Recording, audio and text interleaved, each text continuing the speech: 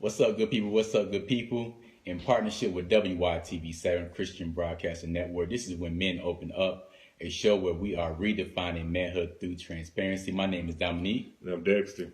And this is When Men Open Up. The topic for today is Soul Work Part 2. Last week, we talked about soul work and the importance of soul work and different things that we may experience. We spent a lot of time on childhood trauma, how our experiences, how trauma when we in our younger years may have affected us in many different ways, and really just going into identifying our behaviors, identifying certain different things about ourselves that may be getting in our way, that may be affecting us with obtaining certain things, but really spending a lot of time with just identifying that behavior and then understanding where did that behavior really come from. And listen, if you did not have a chance to catch last week's episode, I would highly encourage you to, in your free time, view that. But listen, man, it's huge, because what we have is we have a lot of people who are really going through life acting out a certain way and don't really know why. Aren't able to make the connection that this is because of an offense that happened at a point in time, and maybe I didn't handle the offense well. Maybe I was just mishandled and didn't have the ability to handle it the right way. But what ends up happening is that we create defense mechanisms from that point of trauma, and here it is. Now we're adults and we carry ourselves a certain way, not knowing that it's directly linked to something that happened a long time ago. Right. And if we're not careful and we don't address these things, oftentimes what happens is that we create these self-defeating attitudes and behaviors where we now become our own hindrance because of the defense mechanism that's now working against us. Most definitely. And those defense mechanisms are basically our way of protecting ourselves. True. Protecting ourselves from that pain, protecting ourselves from that hurt, protecting ourselves from that bad experience that we had years ago or recently. But the thing is, how are those defense mechanisms that we have developed to protect ourselves, how is that really affecting us? That's the thing that we really want people to look into. And so now we're gonna really get into some more of this soul work, because we all have to go through it. And like we said before, I think we all have experienced some level of childhood trauma. And that's another thing that I think that's very important for us to state on this show, because we think of childhood trauma. When we think of trauma, we think of certain things. Yeah. But trauma can be so many different things. It can be bullying. It can be some things that happen in the house. It can be things that happen at school. Wherever the case may be, trauma can happen anywhere. It could have been a few minutes, could have been a few hours, could have been days, weeks, years. And so we really want people to have a clear understanding of trauma, because now once they have a clear understanding of trauma, now they can think back and say, you know what? Maybe this experience that I had years ago was a traumatic experience for me. Let me dive deeper into that. Definitely. And listen, your situation may not have been a childhood trauma, a traumatic event. It can happen in adults. The main thing, that we're talking about is what happens when the trauma takes place. Exactly. What psychologically, subconsciously, what are the things that go on internally that now puts us in a position where at all costs we're telling ourselves, I won't let that happen again. Right. And not always being able to look at it from the right perspective. And now it's causing us negative consequences in our current position in life. I was thinking about it last week. One of the things that I dealt with growing up was rejection. And I didn't know it to be rejection at the time. I'll be honest with you. I was. This is prior to me getting married and starting a family. I was having this thought like, man, why am I so concerned about what people think about me? it was a big deal for me to really consider people's opinions about me, so much so that it was really driving my actions. And as I gave thought about it, it brought me back to my childhood.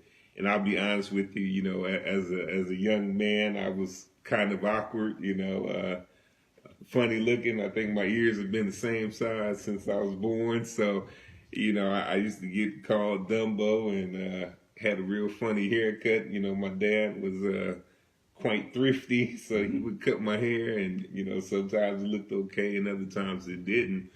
But I think being subject to the jokes and stuff, I think internally it registered as rejection.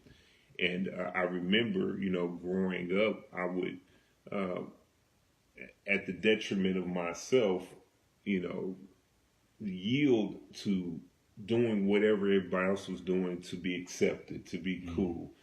And what it was is that rejection was so subtle, but it took place and it took roots in my life. And my defense mechanism became, well, I'm going to do whatever it takes so nobody jokes me, or, I can be accepted amongst the cool crowd or whatever. And so fast forward, 15, 20 years later, I'm in my adulthood and unable to understand why the approval of other people was such a big thing. And what it was is that in my soul, I had been, hurt by, being teased and being picked on, that it became important for me to be accepted. I couldn't enjoy and embrace my own, uniqueness. I frowned upon my own, the things that made me different, so much to the point that I wanted to just blend in with everybody else. So I became self-rejecting, what it boils down to. I was rejecting my own uniqueness for the sake of fitting in. And so here it is, I'm an adult and I'm having these concerns about, man, like, I don't even know this person, but why does their opinion mean so much to me? And this is the type of soul work that we're talking about. Once again, all of our issues look differently, but this was my aha moment, that I needed to get an answer as to why I was allowing people who I really did not know drive the direction of my life. And on the other side of doing this work is when I started to get free, when I really started to enjoy and really admire the person that I was, and discover the person that I was, the person that I had allowed to become dormant for so many years. And once again, everybody's experience is different. Everybody's soul work process looks differently. I've shared this with you before, that I've had a friend who struggled with a sexual abuse. His process looked totally different than mine. When he was out there trying to be with as many women as he could, this was his means of convincing himself that he wasn't, a homosexual man, because of the abuse that happened to him in his adolescence. And so once again, all of our processes look different. But one of the things and the difficulties is that as we begin to identify the need for the soul work, we don't want to get close to that hurt. That's what oftentimes keeps us from going back into that place, because we don't want to relive the trauma that we encountered. Most definitely. And I can relate to the rejection. Being a military brat, moving around all the time, you want to make friends when you are a kid. Facts. Period. You know what I'm saying? You don't want to just be alone. You don't want to be that guy who doesn't have that group. It was like everyone had that group. And it was very difficult for my brother and I to connect with certain people. It was just very difficult for us. And we kind of forced ourselves to, because we thought, you know what, it's better to be with the wrong people than to be alone. And so we put our standards aside. for the sake that we didn't want to be alone. Yeah. For that loneliness. Yeah. And even though there's some, as we mature, you get to have an understanding that, you know what, it's better to be quote unquote alone than to be around the wrong people. I think one of the things that I had to really understand is, when did you really realize that, you know what, you probably shouldn't be around those people? And I knew, and once I went through that process, I understood very quickly that, you know what, those are probably not the best people to put myself around. Because I put myself around those people, it has exposed me to certain things that I probably don't want to be exposed to. And I probably was, it was probably too early to be exposed to. So that caused a lot of hurt, that caused a lot of embarrassment, even shame. But now that really led me to get to the point where I'm frustrated. I say enough is enough. And I had to really develop some standards. Okay, Dominique, are these people that you can grow with? Are these people that can really challenge you? Are these people that you really want to represent? Do you accept the things, or do you approve of the things that they always are saying that's coming out of their mouth and so forth? And these are the things that, when I was young, I had to really develop. And it took me long enough in high school to finally get that and understand, okay, since now I have developed these standards, now what are you going to do about it? I mean, but that's, man, that's huge, first of all, that you were able to do that at a young age, because oftentimes a lot of people in their adulthood are struggling to come to the realization that you were able to come to. Now, don't get it twisted now. It was I still needed some more work, you know what I'm saying? But, it was a good thing at that time, you get what I'm saying? Because afterwards, when I graduated, I still could have done a whole lot better, but there's levels to everything, and that was something that I had to really work on. But even as a young man, you had the wherewithal to say, you know what, I'm still going to implement these things, exactly. And you were able to start putting stuff in place to address what you recognize internally was going on. A lot of people that we encounter on a daily basis are well into their adulthood and really can't answer the question why they do the things that they do. We've become resolved with the answer, well, this is just the way that I am. Yeah. But if we do a real inventory, I believe that you will find that to not be the case.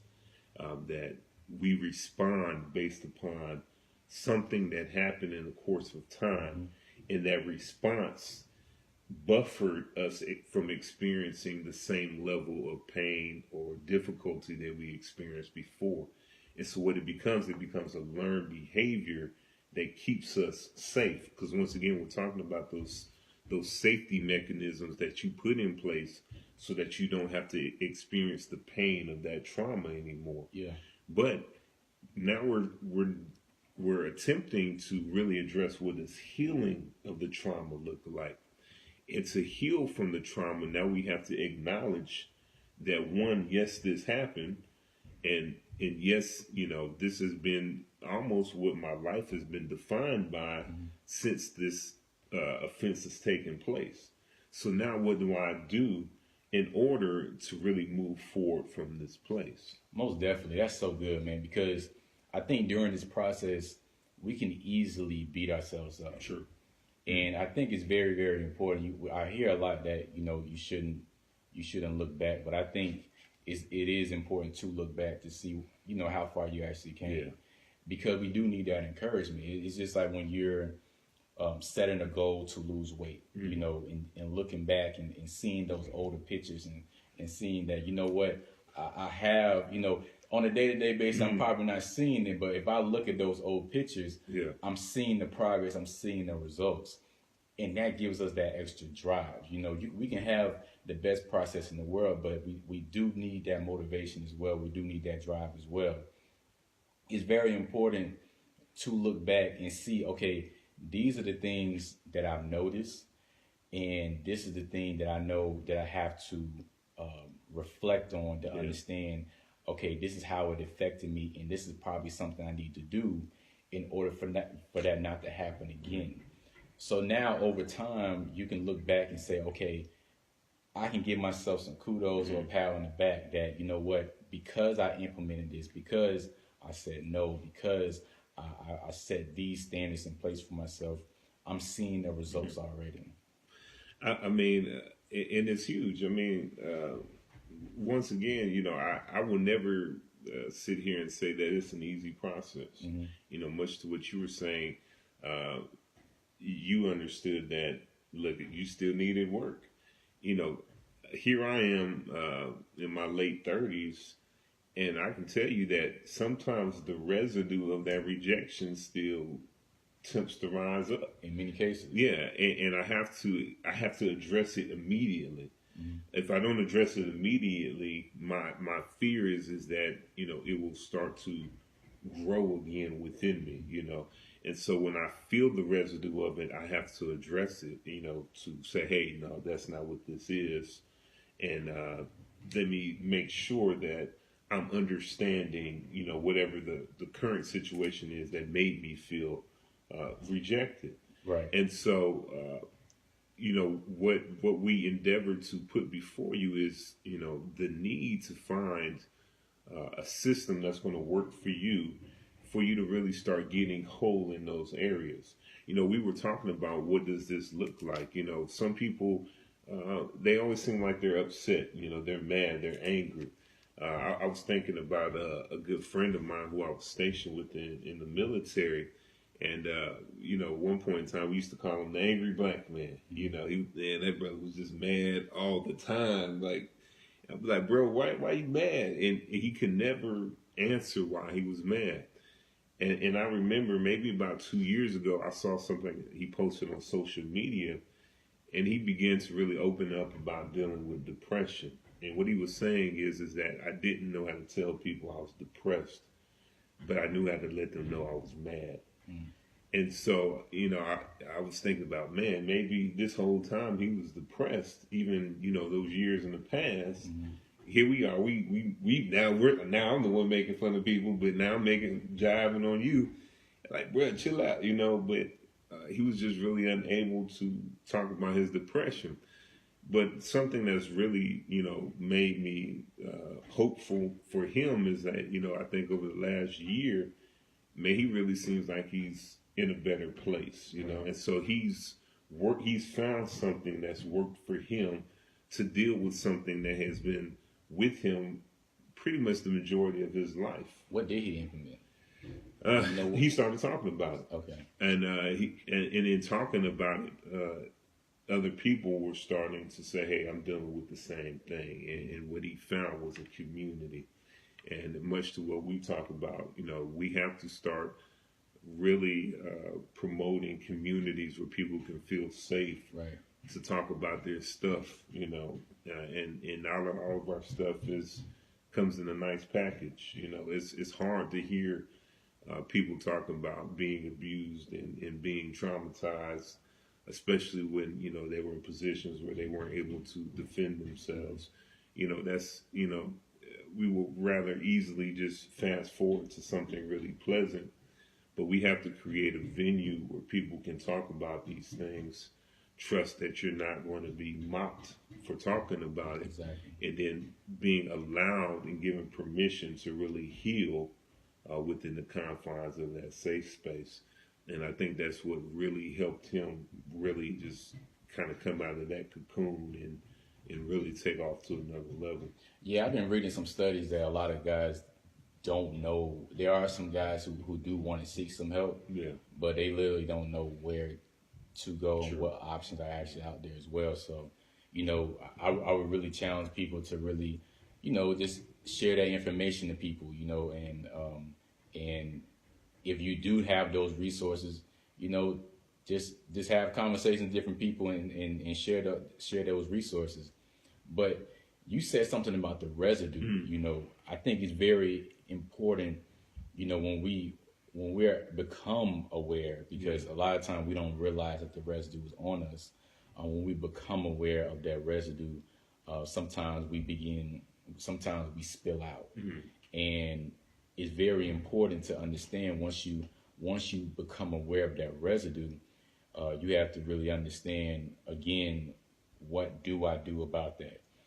Sometimes it is best, and this is just an option. Sometimes it is best to pause for a minute. Sure. Yeah. There are some people, there are some entrepreneurs that, you know what, in their business, they pause for a minute. They say, you know, I have to get things together because if I don't, it's going to spill out. And if it spills out, it's just not going to affect me. It's going to affect my business. You know, it's going to affect my family members, whatever else that they're in. You know, there's leaders in church that have residue on them, and they have to take time out and get certain things together, because if they don't, they're going to spill that out to the people. And that's why it's so important. You know, we become so afraid and frightened to lose out and get behind and miss out what we done built, because we don't want to pause, we don't want to stop, and I don't want to use stop, but because we get the two confused. Pause doesn't necessarily mean you stop. It's just you taking a break.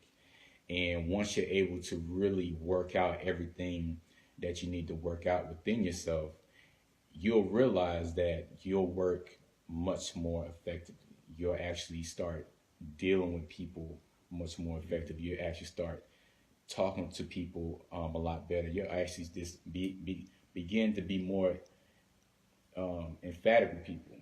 You get what I'm saying? And you know, I don't want people to be so scared and so frightened of losing out and getting behind, because you have to take care of yourself. You have to do the soul work. You have to really understand, why am I thinking like this? Why am I feeling like this? Why am I stressed like this on a regular basis? Why do I respond like this? So one of those things is, you know, removing yourself from certain situations, identifying what those situations are, identifying where you probably need to pause in your life. It's funny. It's just like when we were young, we loved to play video games. And it was different. We wasn't all online. We was at each other's houses. Yeah. It'll be about 4 of us playing the same game, and we'll play for hours and hours and hours. And we didn't realize until we had to pause that game that we had to go use the bathroom. You know what I'm saying? We didn't realize that until we lost the level, or we got beat, or whatever the case may be, it was time to go home. Yeah. Or we was actually hungry. You know, we love to eat. But man, we'll play that game for hours, but you know, because we're so caught up in that, we're not understanding what else is happening as well. Man, I'm glad you brought that up. You know, one of the things, and as ministers, because we're both in ministry in certain capacities, but this not only is limited to just ministry, but you know, when you don't pause, when you don't address the hurt, what ends up happening is there's a higher propensity for cross-contamination. That's what I'll call it. When your wound is now spilling onto other people. And, you know, the danger is that oftentimes you're dealing with other wounded people. And so now what you're suffering from or dealing with, you're now giving it to them. And that's the necessity of taking that pause when you recognize the need to get whole and to heal, because you don't want to find yourself in a position where you're on a higher platform and subject to a greater fall, because you never took the time to get yourself situated. You never took the time to address those things going on inside of you. And that's what the significance of this is. You're not losing time when you're healing yourself. What you're doing is you're ensuring that you'll be able to sustain the level and the platform that you ascribe to get, you know, and you can only do that if you're healthy. You know, if you're not healthy, what good is the platform if your character and the way you handle things won't allow you to remain in that place? Most definitely. But I really love the fact that he found the guy that you was referring to. He found a support group. And you'll be surprised. There's actually a lot of different support groups for so many different things: anger management, depression, anxiety. There's so many different support groups, and some of these things, because of the need, because of the much awareness, you can actually Google, different support groups in your area, and some things will come up. There's a lot of different churches that have different support groups. There are a lot of other organizations, local organizations that have support groups. And I really do believe this really gives people other people that they can connect with. Yeah. You get what I'm saying? Because now it doesn't seem like you're so isolated. It doesn't seem like you're the only one dealing with the issue. It doesn't seem you're able to talk to someone they can actually relate, and someone just not being just deal with it or just get over it. Yeah. You have those folks who don't quite, and those are wrong statements, but sometimes those folks just don't understand. You get what I'm saying? I do. And because those people are just not sensitive, or they have a lack of understanding of those issues, they may respond like that. But to find those support groups and to use them, I think is so critical. And I want to share this, and I think this will be the last thing that I share on this particular topic. But once you get whole, once you identify the area that really you need to get some attention to, once you step out and start to implement those things to resolve those matters, you have to find your new normal. And what I mean by that is that you have to keep in mind that you've been responding and acting a certain way for so long that you might not recognize this person that you are now.